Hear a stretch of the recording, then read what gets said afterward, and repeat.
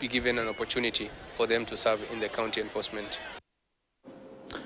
Makundi ya kijamii kwenye kaunti ya Turkana yanaitaka tume ya maadili na kukabili ufisadi EACC kuifanyia uchunguzi bodi ya utumishi wa umma ya kaunti hiyo kwa kile kinachotajwa kwa ubaguzi kwenye ajira.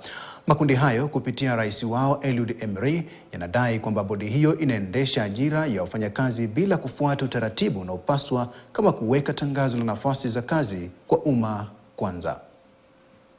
Mambo ile yanafanyika hapa Turkana ni mambo tofauti.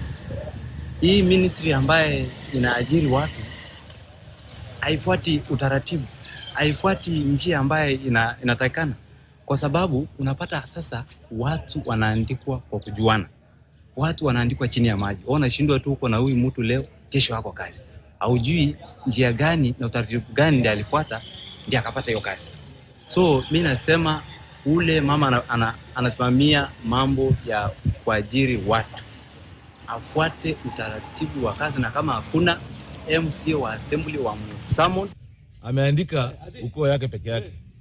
Sisi mayatima wajane tutapata ajira lini iwapo kama mtu anaandika boma yake peke yake kwa njia ambayo si advertisement? Tunaomba kazi Turkana County watu wote warifokiwe wafanye advertisement upya. We are calling upon EACC to investigate how people were being hired, because since November last year some people are being hired through directives without using the normal process. People did not even apply. There was no advert to that effect, but people are working.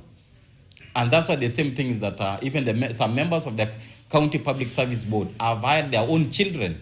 To give just an example, there is one in Turkana East who is a staff in the sub-county. But he's in college, just because this is a mess that is going on, because it starts from the boss giving directive of people to be hired.